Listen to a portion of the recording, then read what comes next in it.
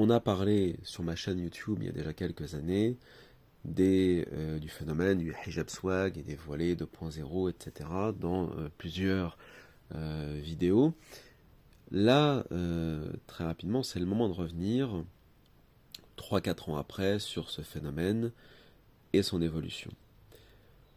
Désormais, on n'en est non plus à seulement l'apparence ou le fait de revendre des voiles, des bouts de tissu, etc. en s'affichant sur les réseaux sociaux. On en est désormais à des plutôt jeunes femmes, jeunes filles, jeunes femmes, et même aussi des moins jeunes, qui en fait usent, on va dire, de leur charme, de leur voile, de leur façon de se voiler, de leur façon de s'habiller, etc., plus leur maquillage, leur belle apparence et ainsi de suite, pour endormir des masses d'individus, pour ne pas dire d'imbéciles, puisque ce sont des pigeons en fin de compte, et sur leur compte Instagram, leur chaîne TikTok, YouTube, etc., en fait, en parallèle de leur belle apparence, de leur blabla religieux, du fond religieux qu'elles mettent en avant de manière totalement hypocrite et scandaleuse, c'est-à-dire qu'en fait elles prennent un Coran, elles l'ouvrent, elles citent 2 ou 3 hadiths, elles vont ouvrir un recueil d'invocations, etc., qui est refermé dans la seconde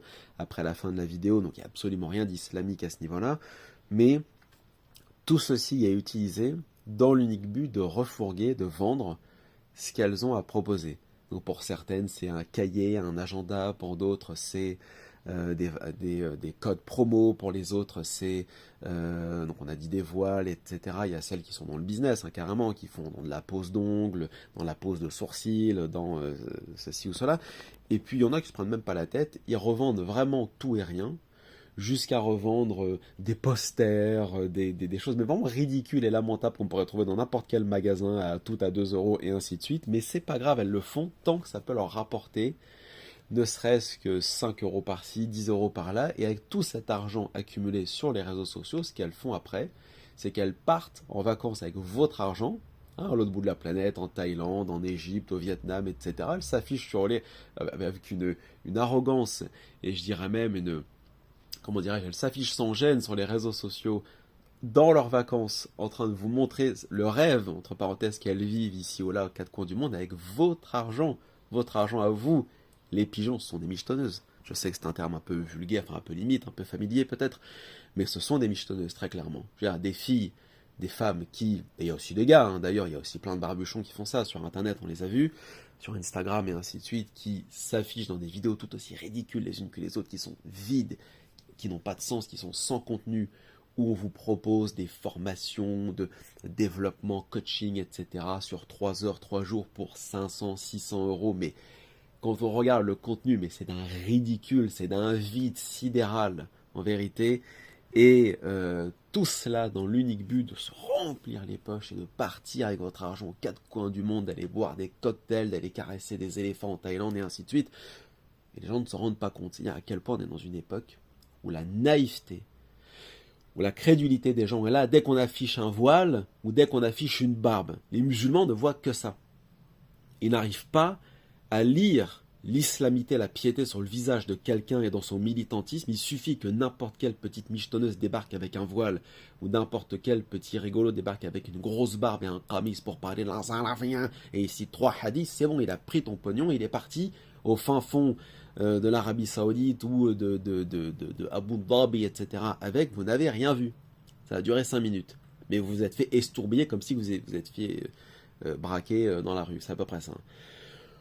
Donc c'est un phénomène qui est là, qui est établi depuis plusieurs années. Alors je le fais uniquement pour mettre en garde les plus crédules, hein, bien évidemment, les autres n'ont pas besoin de ces vidéos. Mais quand même, je veux dire à ceux qui font ça, qui écoutent mes vidéos, mais quelle honte, subhanallah. N'avez-vous pas honte d'utiliser le din d'Allah, tabaraka wa ta'ala, d'utiliser le hijab, d'utiliser la barbe, et que sais-je encore, pour vendre votre camelote et partir après aux quatre coins du monde avec l'argent des pigeons que vous avez pigeonnés, et en plus vous en vantez avec arrogance, sans gêne sur vos réseaux sociaux en disant regardez, merci, grâce à vous, je suis... Non, mais, les gens parfois sont même heureux, mais si ça peut leur permettre... Mais le niveau de candolisme et le niveau, disons, mais de soumission en fin de compte, hein, des masses humaines envers la bêtise, à la crétinerie est quand même extraordinaire. Puisqu'il faut citer des hadiths, hadith rapporté par Muslim, le croyant ne se fait pas avoir deux fois, ne se fait pas piquer deux fois par le même...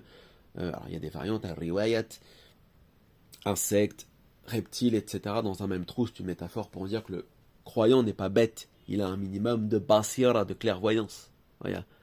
Et mieux que cela, dans le Coran al-Karim, Allah Ta'ala nous dit, quand un pervers fasiqun vous apporte une nouvelle, voyez clair. C'est-à-dire, vérifiez ce qu'on vous apporte, ne soyez pas crédule ou candole, entre parenthèses.